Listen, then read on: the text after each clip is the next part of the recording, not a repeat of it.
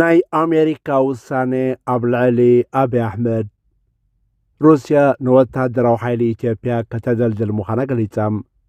ብርሃኑ ጁላን ናይ ሓይሊ ኣየር ኣዛዚ ይልማ መርጌሳን ኣብ ሩስያ ከም ዝገሹን ስምምዓት ሓገዝ ከም ዝገበሩን ናይ ሩስያ ሚኒስተር ምክልኻል ገሊጹሎም ኣብይ መሸማዓት ሙሉእ ህያባት ሒዙ ናይ ኤውሮጳ መገሹ ብፈረንሳ ከም ዝጀመረን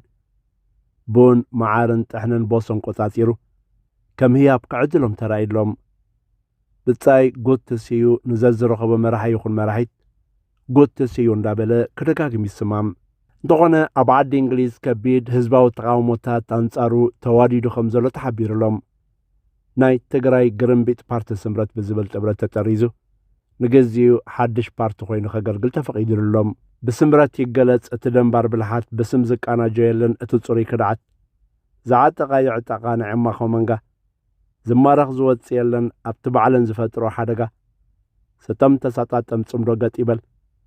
ዕምሩ ዝሃወኸ እንተሎ ኣባ ኸርበጥ ይበል ንኺድበል ድሮን ዓርከይ ሓድሽ ዕጥቂ ኸሸጥ ገጥ ኣብሎ ታርጌት ብንጹር ኣባ እሰር ኣብቲ 4 ኪሎ ሰሓብ ህሩግ ኣብሎ ማርቴሎ ዝገረፍ ወሮበላ መንጋ ይቀላቀል ኣሎ ተቐበል ተቐባበል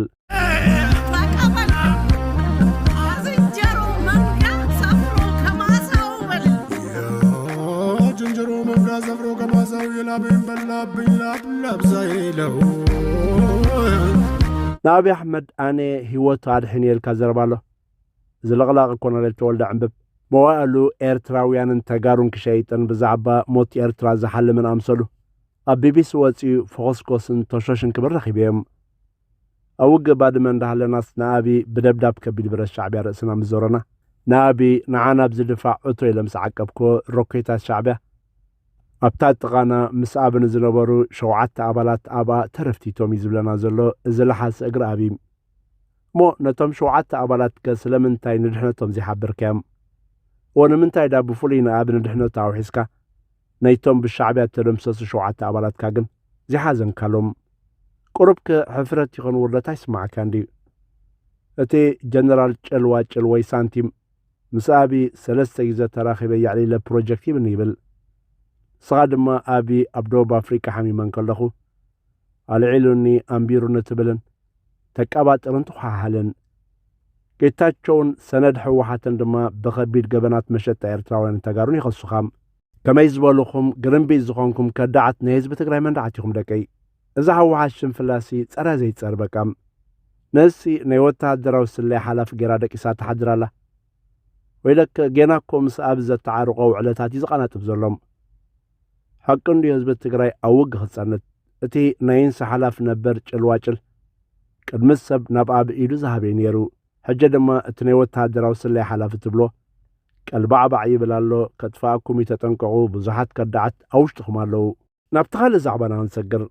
عبد السالس تزوات مستيرات كم زكالو أمريكا نابي كاب سلطان نغتا علي 5 سنة أول ساي مستقاقر من قصر نغتكال سرح كم زلاني قلتسالهم أبزل سالستي أمريكا أبقوداي تتغرنا أفريكان نحابر ربحان مس إيرترا كسرح مخانا بوقعي أفريتام بزي كازي إمباسا أمريكا بيتيبيا نتأب تاقر زكال زلو چاكان زخونا وقع حد حدن النقف زخي زلو حسا من نبابرون ناي وقع دباباتن كم زي شاقولون بعينتو ترير زخونا مقلت بموتو نبرت سقنا أمنا أسن بيدنا قوتي انتراي زيكونا كساحجي مزرار بارسي خوين زلوم إذا غمزيلن كله ناي حيل مدرن حيل أيرن أزست ناي بلتسقنا ناب روسيا جيشوم بس منيستر مكلخا روسيا تراخيبهم زعبا وتادرا وحاجزا سممع كم زكاير تقليتلهم أبزعلف أوارا حيل بحر روسيا ناب إيتيبيا متيوم نحيل بحر إيتيبيا خسلتون كحيلهم مخانم قليتهم يرميهم هجون روسيا جينا أبير تراز فتسموتو كبيد قبنات وق يغريتان كحسان كي كفلت جينا أنصارنا نإيتيبيا أصواراتن كالو وتادرا وحاجزاتن تقبرالام حقيقة تصلول كبلكات ترامب عاركي تصلول واحد أبيتشو مستاسبيتو معاد كراتيتات قوتار ود قوتار نايبون معار قولوت احنا بوصن كورشن قوتاتي ريقشي لموم تزاقر مناي فرنسا يخون نايت على مراحتي ناياب مقاشا بخندي شقر جيزيو مات عبيباويم تقبيلو منبر بيزي نازلنا يلوم جيزاق غير حاتي توماني رميم بفلاي بتاي إيمانويل ماكرون دما حيال زغون السبيتو سترس جيراتلو كساب أب عير كتصوفي عترام زامع قرطناي ماكرونسي ቅድሚ ሕጂ ብሓደ መንእሰይ ተጸፍዖ ኸይኣክልሲ ሕጂ ድማ ብሰበይቱ እንታይ ዝበልዎ መከራ ይደቀይ ዝኾነ ኣብዪ ነቲ ሓድሽ ፖፕ ኣብ ዝረኸበሉ ንሱ ብዛዕባ መዓርን ቡንን ኮረሸን ቦሰን ይዛረብ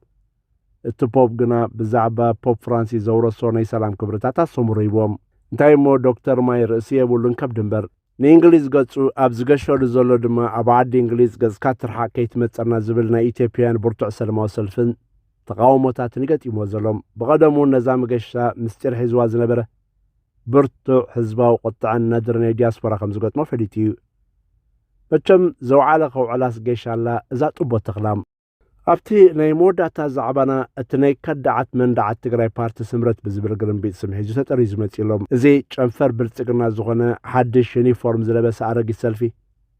ወታደራዊ ክንፊ ዘለዎን በበዓል ጀነራል ሳሙራ ጻድቃን ስየ መንጋ ገብሩ ብሓፈሻ ኩላቶም ከዳዓትን መንዳዓትን ናይ ትግራይ ምስ ኣቢ ጽምዶ ፈጢሮም ምስ ትግራይ ክዋግኡ ዝዳለዉ ዘለዉ እዮም ንባዕሎም ኣቢ በጃ ንኽገብሮም ጽምዶ ገይሮምሲ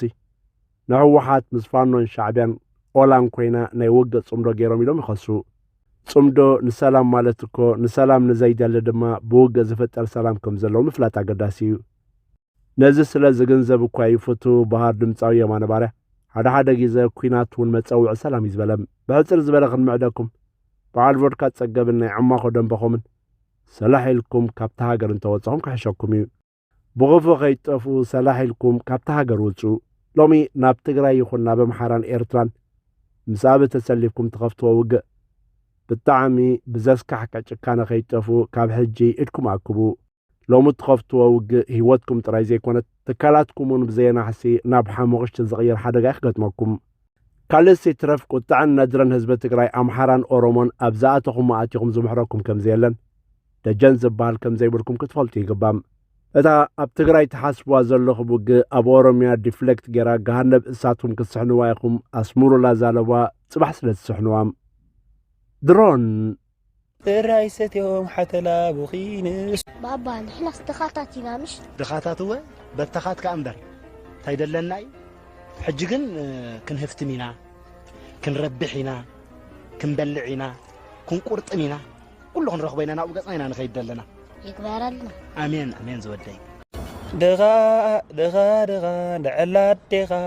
ጽራይ ሰትዮም ሓተላ ቡኻንስ እኳ ተበትዮም ኻ ድኬ ንዕላ ኣዴኺ ጽራይ ሰትዮም ሓተላ ቡኺንስ እኳ ተበትዮም ኺ ውድብና ሕወሓት ህዝቢ ኤርትራ እንኳዕ ንመበል 34 ዓመት በዓል ነጻነት ኣብፅሐኩም ዝብል መልእክቲ ሰናይ ትምኒት የመሓላልፍ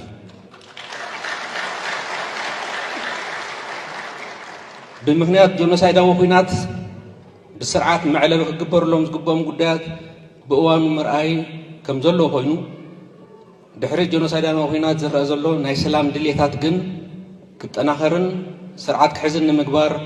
ብወገንና ልዑል ፃዕሪ ክነካይድ ክነራግፅ ንፈቱ